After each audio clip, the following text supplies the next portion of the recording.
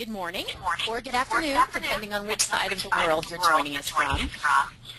Welcome to today's webinar, part of the highly acclaimed series of webinars at ACP, which is the Association of Contingency Planners, presents for both current and future members. For more information about an ACP, you can visit acp-international.com. My name is Michelle Lowther, and in addition to my role with Continuity Housing, it's my pleasure today to host ACP's webinar. My thanks to Gianna Martinelli and ACP's headquarters staff at ADG in Albany, and Fred Rogers from my team at Continuity Housing for their roles as webinar experts who work behind the scenes to ensure that everything runs smoothly and we're able to deliver solid content to all of you.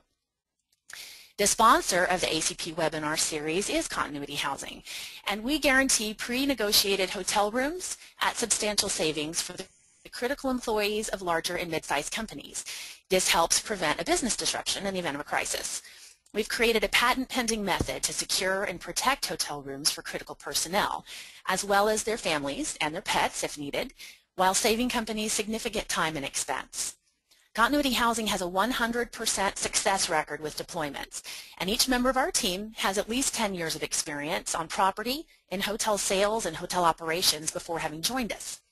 If you'd like some information on receiving a 30-minute analysis of your current housing plan or a strategy session about how to create a housing plan from the ground up, you can visit continuityhousing.com or leave a comment in the survey that will pop up at the end of today's webinar. This webinar and previous webinars are recorded and they're made available on the ACP website. We will email you a link to the recording after today's presentation, and feel free to share that with your peers and anyone else that you think might benefit. ACP searches the world for the best speakers and the most relevant topical content. And while geographically they might be a few time zones away, they are not a part of our ACP family.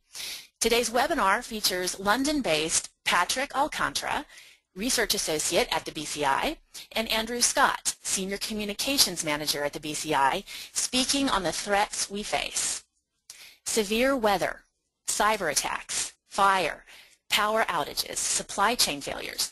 The media is full of stories of disruptions that befall organizations, disruptions that could devastate an organization if plans are not in place to manage them. But what type of disruption creates the greatest level of concern? The BCI's Horizon Scam survey has shown that for the last 3 years, IT and telecom outages, cyber attacks, and data breaches have consistently been the top 3 threats. And the latest edition of this report was no different, except that the #1 threat has now changed. In today's webinar, Andrew and Patrick will go through some of the BCI's findings and answer any questions that you have. We encourage you to use the questions feature on your GoToWebinar control panel, which appears as a pop-up on your screen, if you'd like to ask questions throughout today's presentation. We'll do our best to answer all of those as we conclude the presentation, and then any remaining questions will be answered as part of our follow-up email when we send the link out to the recording. BCI is an ACP industry partner and a longtime good friend to ACP, and we are delighted to have them here today. Please join me in welcoming Patrick Alcantara and Andrew Scott. Thanks, Michelle, for having us, and good day, everybody. Today's webinar will feature this year's Horizon Scan. We have been doing this research for 4 years now, and we are fortunate that this work is supported by the BSI. A copy of this report is available from the BCI website. To start today's webinar, let me begin by saying that we live in such challenging times. Our organizations are expected to operate in what the military or our top management calls a VUCA environment, one that is filled with volatility, uncertainty, complexity, and ambiguity. A look at the recent headlines confirm this. Terrorist attacks in Paris, Sydney, and Ottawa, economic trouble in the Eurozone and mounting Greek debt, instability in the Ukraine, and the threat of Ebola in West Africa. These events, among many others, figure into our organization's operations and may cause business disruption.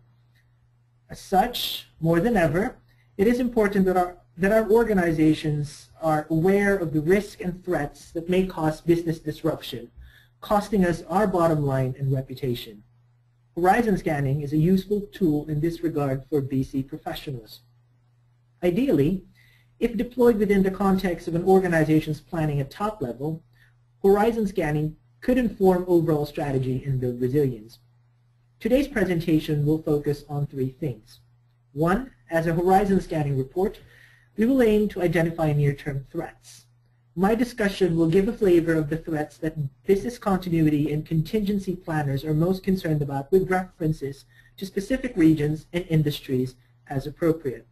Two, this presentation aims to benchmark horizon scanning activity, more specifically when it comes to developing and using relevant threat analysis, as well as referring to relevant standards such as ISO 22301.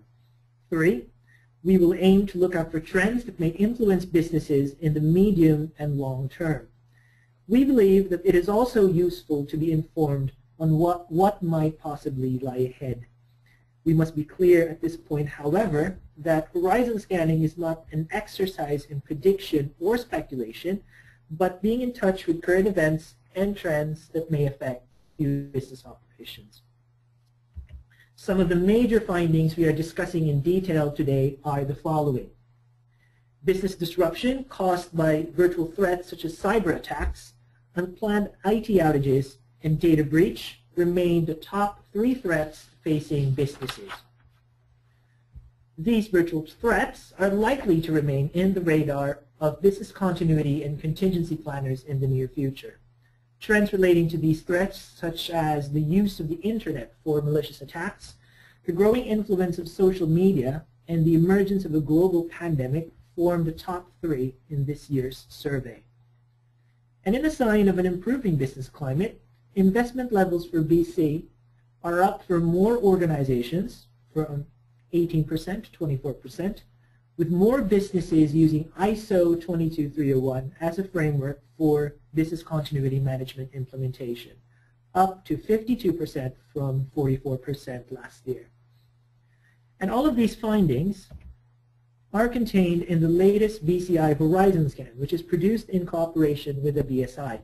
Copies of this report are being distributed, and you may find it in the BCI website.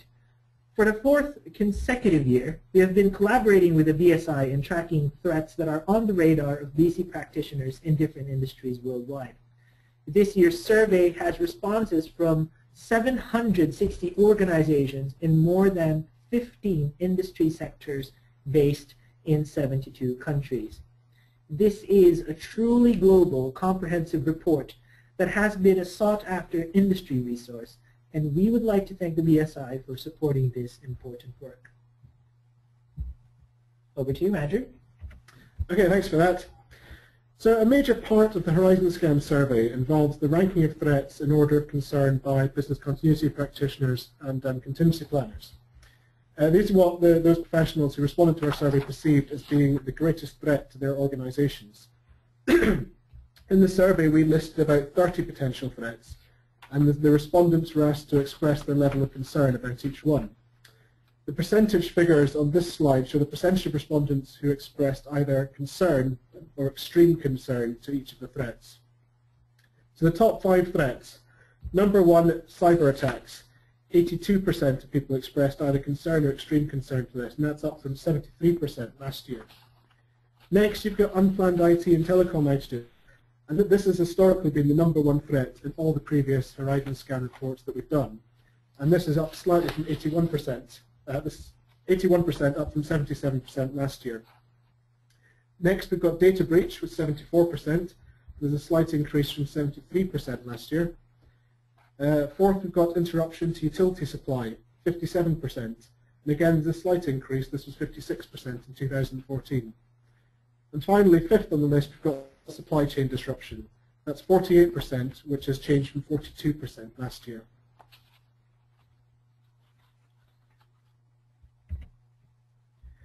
So cyber attacks are now ranked first in this year's survey, with 82% of respondents expressing either concern or extreme concern to this threat materializing. This has culminated from a steady climb from second last year, with 73%, showing the same level of concern, and third place in 2013 with 65% showing that level of concern. Other research that's been carried out suggests that the cost of cyber attacks has risen 10% in the last year. So how real is the threat? There's been a lot of research published recently showing just how prevalent cyber attacks can be. Just open the newspapers or Twitter or whatever your favorite news source is, and it won't be long before you come across another news story of an organization being attacked. The attacks don't even need to be targeted at an organization for it to have an impact. Sometimes it's just collateral damage. So what makes cyber attacks such a perceived threat? First of all, you've got likelihood.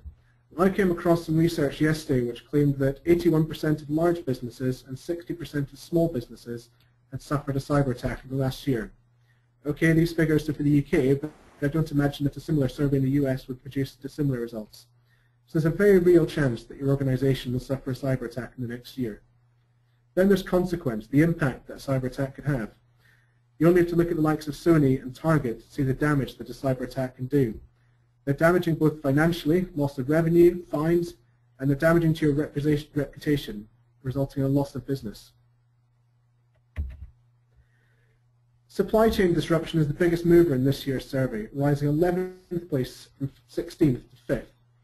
Recent BCI research that we carried out suggests that 80% of organizations have experienced at least one supply chain disruption in the last year.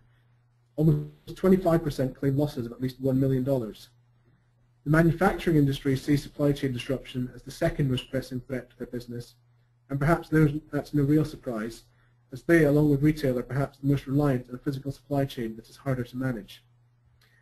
On this slide, I would hasten to add that although you've seen the move from 16th to 5th, it may seem quite a climb. If you look at the percentages, you'll see that it's only moved from 42 to 48, so it's perhaps not as significant a rise as it first appears. You've got security incidents moving from 7th place to 6th place in this year's survey, 48% of respondents being either extremely concerned or concerned about this. And you often see in the news about incidents that have happened, vandalism, attacks on businesses. It's not necessarily prevalent, but it's certainly high profile when it does happen. Adverse weather now falls to four places from 3rd to 7th. However, it still figures in the top 5 in Australia, Canada, and the US.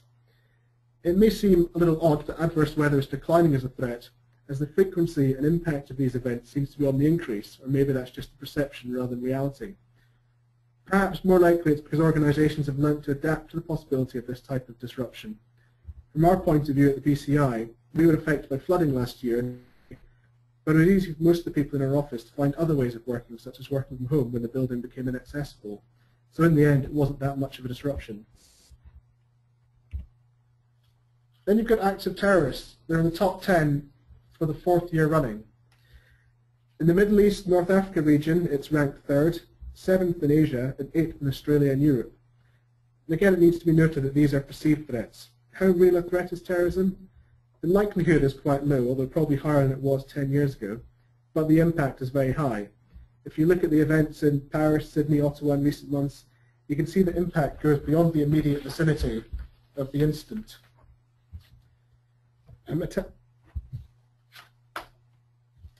Markets are affected, fear factor increases, political will, certainly political policies can change as a result of a terrorist attack. Human illness is now in the top part of the top 10 for the first time. It is ranked 2nd by professionals in the health sector and 5th by professionals in the Middle East and North Africa region. This is a threat that has featured heavily in the news over the last year following the Ebola outbreak in West Africa.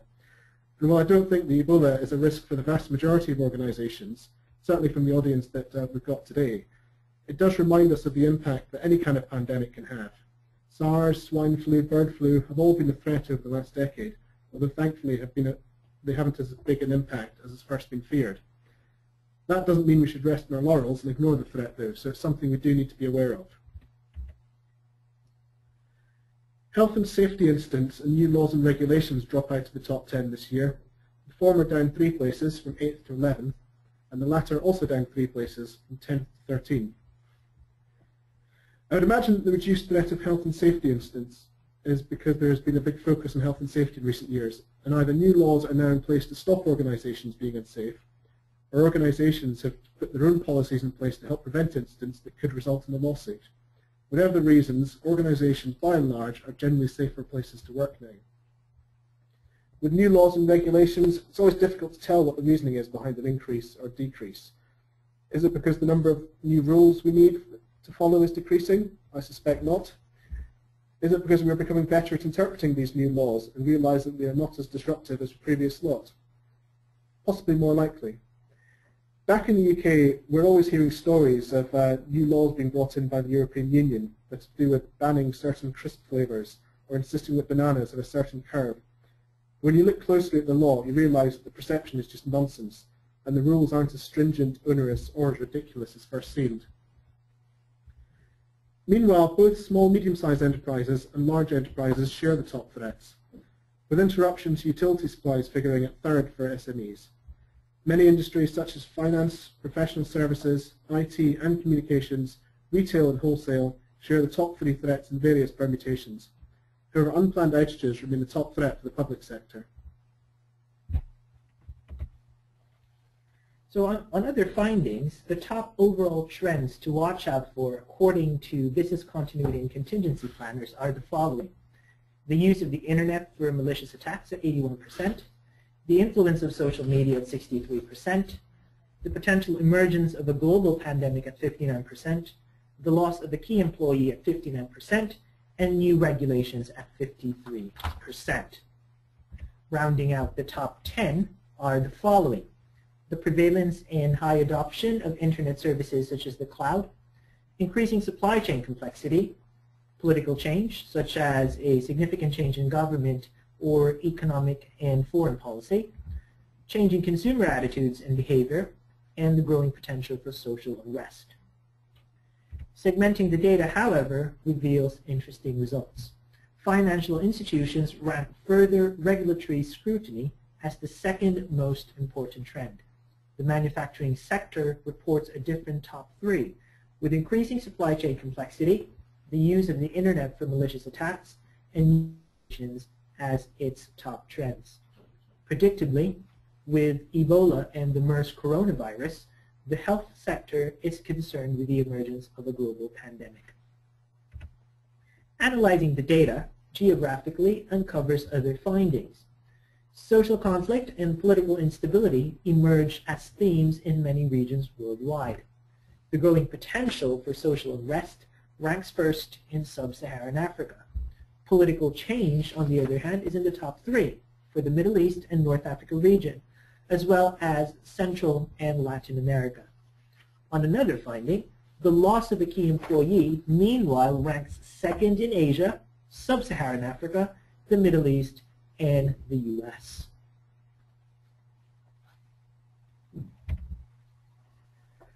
Another goal of this survey is to benchmark horizon scanning activities.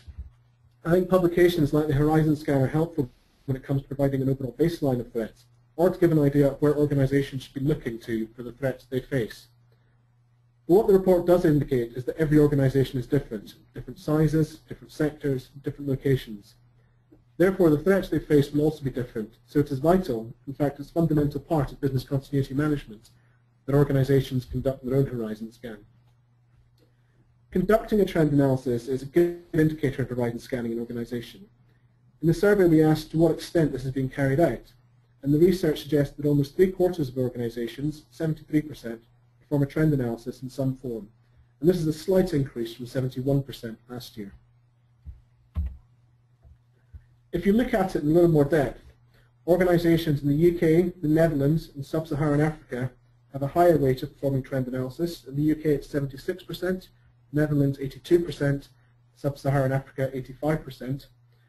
And organizations based in Asia and the Middle East post lowest level of performing trend analysis at 60% and 63% respectively.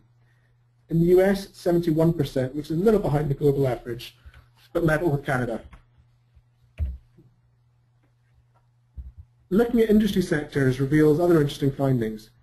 Manufacturing and retail sectors report the highest level of performing trend analysis, manufacturing 82%, retail 100%. Meanwhile, less than half of organizations in the health sector are likely to perform a trend analysis, 48%.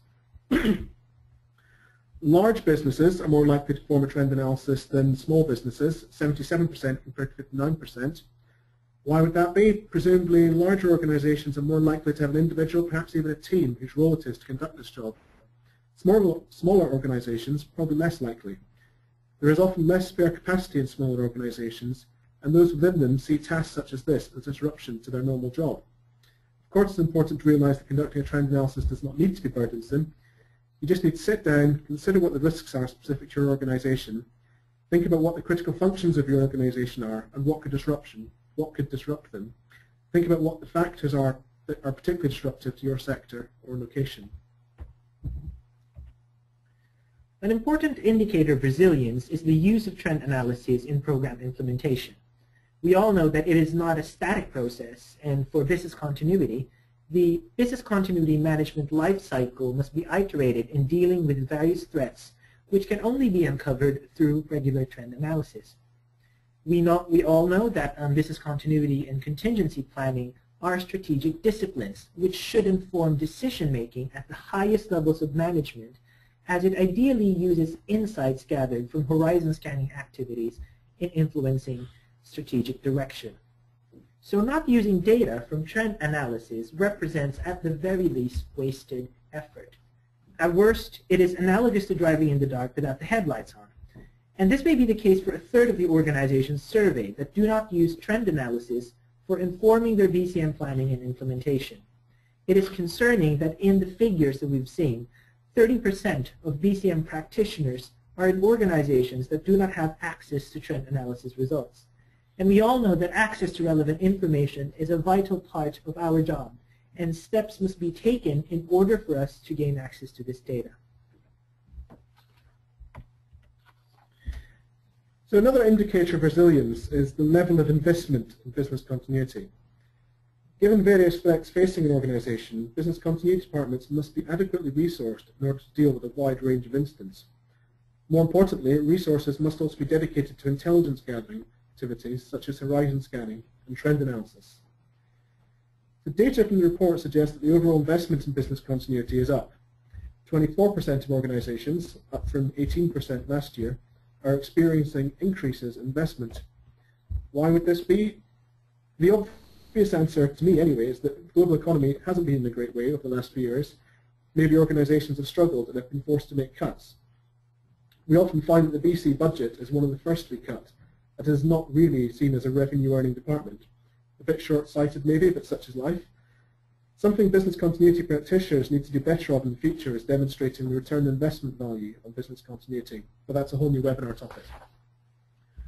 Finally, global finances are improving and budgets are increasing again. So business continuity practitioners are starting to see the benefit of this. Of course, it's still only a quarter of organizations that are experiencing an increase. For the majority of organizations, about 55%, investment levels are going to be maintained. Perhaps alarming is that 12% are still experiencing cuts. The picture in the US is not quite as rosy. While 24% globally are experiencing increased BC budget, that figure is only 17% in the US. In Canada, it's much better, with 26% experiencing an increased budget. Segmenting the data according to industry sectors reveals the following. Budget cuts are expected in the healthcare industry, 20%, the public sector, 30%, and educational institutions, 54%. This may be attributed to continuing austerity in the public sector and social services, which also hits BC budgets. Respondents in these sectors from the UK to as far as Australia report the same findings. Whether this stretches business continuity management capability to breaking point remains to be seen. Compared to the overall average, significant increases in business continuity spend are likely to be seen in the finance sector, 32%, as well as retail and wholesale, 45%. And this may be attributed to regulatory pressures, among others. Looking at regions and countries, budget cuts are expected in Oceania, 22% are expecting cuts, Central and Latin America, 34% expect cuts, and Australia, 21% expect cuts. Meanwhile, increases in budget are likely to occur in organizations based in Asia, 32%, Sub-Saharan Africa, 44%, and the Middle East, 50%.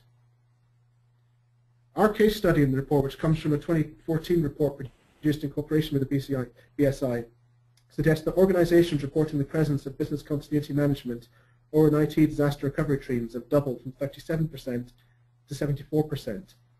11% of organizations in the banking, oil and gas, telecoms, government and e-commerce sectors have set aside budgets of more than $1 million US for their BCM programs. These figures paint a mixed picture. Whilst the economic recovery has likely influenced the increase in BC budgets, some industries are still under pressure to deliver resilience for less. It is also the case for some regions. Another metric that we have tracked in this survey is the use of ISO 22301 for BCM implementation. Alignment, compliance, or certification against a relevant standard such as the ISO 22301 can be seen as a good starting point towards building organizational resilience. In benchmarking against a standard, organizations have opportunities to reflect on their practice, identify gaps, and introduce good practice. And since the introduction of the ISO 22301 in 2012, we have observed the increasing uptake of the standard. And this year's results suggest that 52% of organizations are likely to use the standard in some form, compared to 44% last year. Organizations in sub-Saharan Africa, Asia, as well as the UK report higher figures compared to the overall average. When we segment the data across industry sector, it reveals that manufacturing at 56%, professional services at 57%, and IT companies at 64% are more likely to use the standard. SMEs, on the other hand, are less likely to use the standard than large businesses, but we can notice that the gap is quite close, with 50% of businesses using ISO 22301 as compared to 53% for large enterprises. And these results suggest the growing maturity of the standard. And we have recently conducted a follow-up study on benchmarking against ISO 22301, and we have a report available at the BCI website. So looking at key takeaways from this report, we can see that this Horizon Scan study is a very good industry resource because it tracks relevant threats that may affect businesses worldwide. And research such as the Horizon Scan can be used to complement in-house analysis, and it provides opportunities to revisit and improve business continuity and contingency planning. One of the main concerns highlighted in this study is the threat posed by cyber risk. And this may be attributed to the rising cost of disruption, which Andrew has mentioned, and it is highlighted by a recent Ponemon Institute report, which suggests that the annual cost of cyber attacks on average have risen by more than 10% in a year to $7.6 million US. And losses from data breach have increased the same magnitude from 5.4 to 5.9 million US. And BCI research also reveals that reputational damage also figures in the losses resulting from these risks. The study also suggests the growing maturity of the ISO 22301 as a framework for program implementation. A look at the figures worldwide, however, reveal varying degrees of uptake. It is important, therefore, to explore the factors driving such variation, as well as the challenges and drivers behind adopting ISO 22301. More importantly, this study in horizon scanning points out to the strategic input that must be provided by business continuity and contingency planning professionals to top management. We have tools at our disposal which can inform decision-making at the highest level. Building resilience should be a top-level priority. And we know that our disciplines are important in participating in that regard by providing strategic input in the form of horizon scanning and trend analysis, among others. I guess the challenge for us right now is to use this study and other reports in articulating the value of our work and getting that top management face time or place at the table. With that, thank you very much for listening, and we are ready to answer your questions. Great. Thanks, you guys. That's a lot of data from the Horizon Scan survey, and you did a nice job synthesizing that. We do have some questions, and we are open for more if you guys want to type questions into your control panel. There's a questions feature in that pop-up, so just type it in there, and we will get to as many as we can. The first one I have here says, is the concern about cyber attacks warranted, or is it just a media-driven fear? I think it's a bit of both, to be honest. you've seen from well, one of the bits of research that I said there talked about the likelihood of cyber attacks happening in the UK. I think it was 80% for large businesses, 60% for small. So you can see the likelihood is high. And the consequence for organizations like Target and Sony, I get quite high for them, with fines in the tens of millions and reputational damage probably costing similar amounts. So likelihood and consequence are both high, but I think a lot of it is media driven. I think Sony and Target are just two organizations out of however many there are in the world, and most of them won't be affected anywhere near as much as they have been. So it is a bit of both. Yeah, I do agree with Andrew, because I mean, when you have like search and yeah, I do agree with Andrew, because like when you have like certain events, like say for example, the incident involving Sony and Target, I mean, you would have like round-the-clock coverage by media, and it does add to the impact of that particular event. Although, looking at recent research, it does point out that the impact and the cost of these disruptions are indeed growing. So yeah, I would say it's both.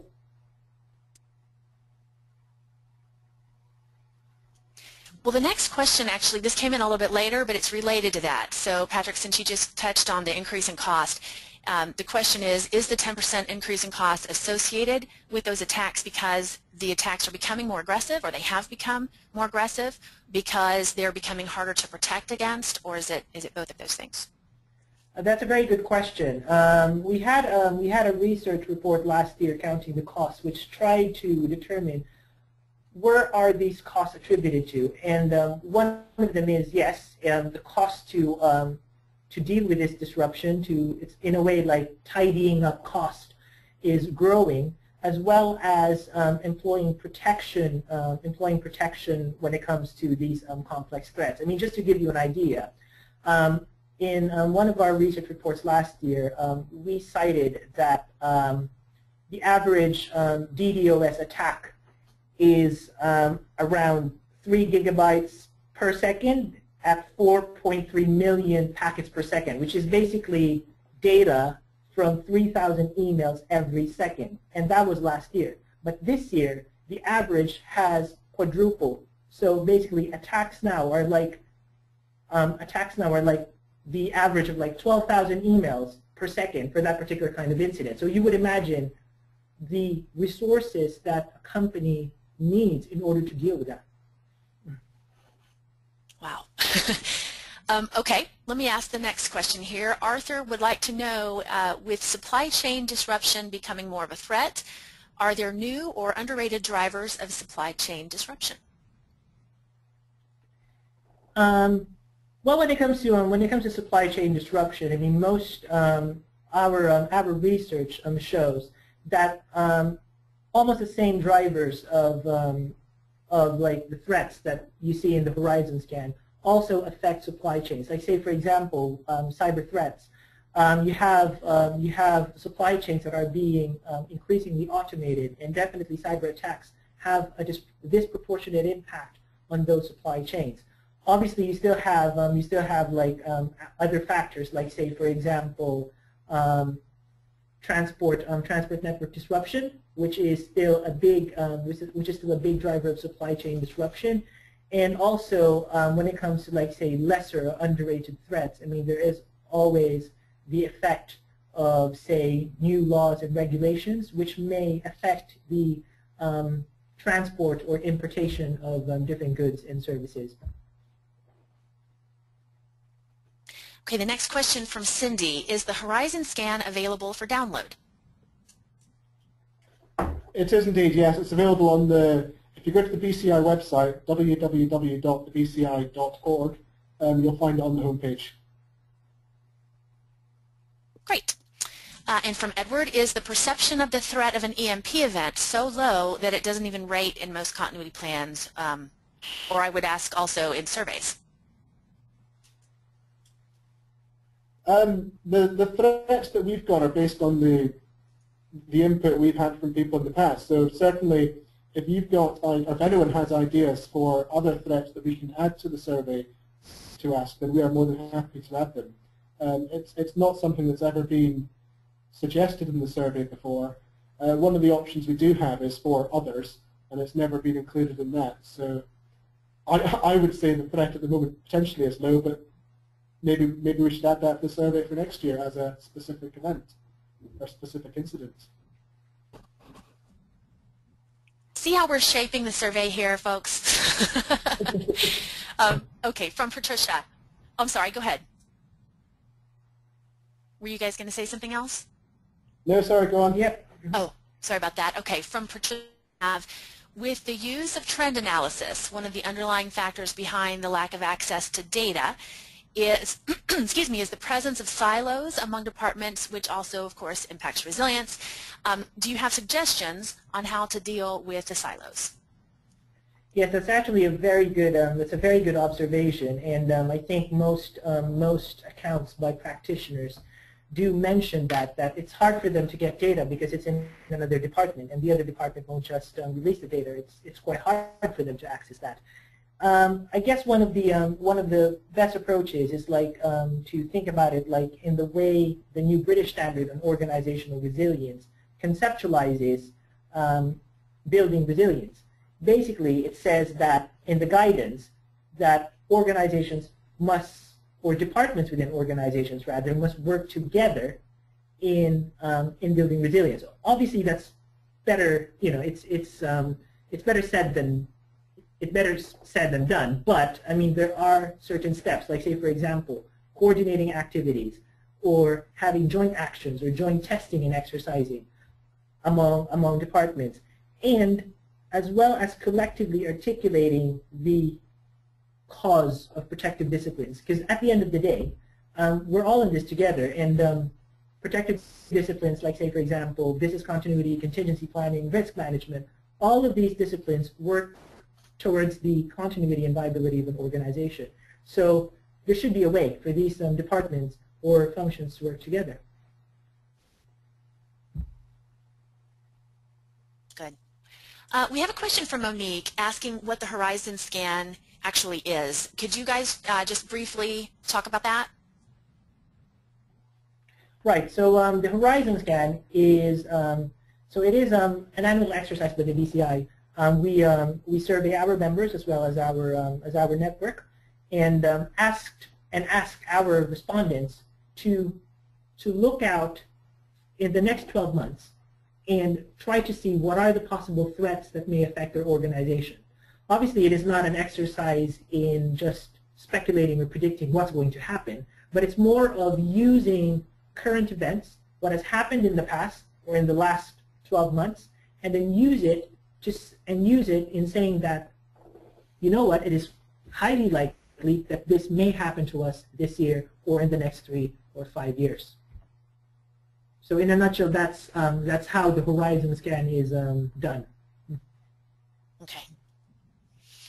Okay, this one's a little bit long, but we have from Francis, there seem to be, reasonable and cost-efficient methods for protecting against an internet hack or an issue related to social media, but given the potential for a considerably more dire outcome from a global pandemic, is that an issue that's even worth preparing for? In other words, if it gets that bad, won't we have bigger things to worry about on a personal level? I think it's about working out what the main risks are to your organization, what would be disruptive to your organization. Yes, there are ways of getting around cyber attacks. There's ways of protecting them from happening in the first place. There's insurance you can get to protect you against the damage they cause. So yeah, for some organizations, they may not be that much of an issue. So it's more about looking at what is disruptive to your organization, whether that's a pandemic, whether that's a cyber attack, whether it's a health and safety incident. Good point. Okay, we've got one more. This from Andrea. The ranking of adverse weather as a cause of business interruption has dropped from 3rd place to 7th. Is that just anecdotal to a relatively calm period that we've had over the last few years, especially in the U.S., with an overall reduction in tornadoes and hurricanes? Well, what I said, Jim, thing is that I think organizations are becoming better at dealing with disruptive weather incidents. So that there's ways of either putting in place processes for working from home if the office becomes unavailable or inaccessible. There are obviously some instances like your Superstorm Stanleys or your Hurricane Katrinas where there's very little you can actually do about it. But in a lot of cases, certainly in the UK, I think any disruptive incident caused by weather shouldn't really be that disruptive. You can put plans in place to deal with them easily enough. Right. Okay. Yeah, I agree with that. Because, say, for example, with what happened in the Philippines in 2013, you've got like Typhoon Haiyan, which caused a lot of devastation in that country. But then again, people learn and people, put in place measures that would help them weather something like that in the next time. And true enough, the last year when a big typhoon also came to the Philippines, I mean, they managed to have contingency planning and response that was so effective that it was even hailed by the UN because it was an effective response. So I guess it's really just a matter of people now starting to respond better or more effectively to these kinds of incidents. Right. Okay, thank you both. We don't have any more questions, so we do have a few reminder notes for you guys. And I want to thank you, first of all, for attending today. I hope you'll stay on for about 30 more seconds for some information that I know you'll find valuable. Before I give you that, though, I wanted to thank our presenters, Patrick Alcantara and Andrew Scott. This was a wonderful presentation. I'd also like to thank again ADG and their webinar experts for their support of our series. Continuity Housing is proud to sponsor this terrific webinar and the entire series with ACP.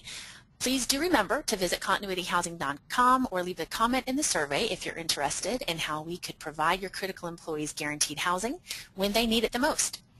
As a reminder, and this did come up in the questions, this webinar and previous webinars in the series are recorded. They are all made available for you on the ACP website. When we ring off today, we will follow up later on with an email with a link to the recording, and feel free to share that with anyone that you think might benefit from that. For more information on future presentations in the ACP webinar series, you can check out the ACP website at acp-international.com. And last but very much not least, a brief survey, a very brief survey about this webinar will pop up when you close your browser. If you could please take, 30 or 45 seconds to answer the questions, it really does help us refine our productions and increase the value that we deliver to you through this series. On behalf of ACP and Continuity Housing, thank you for joining us, and I hope everyone has a wonderful day.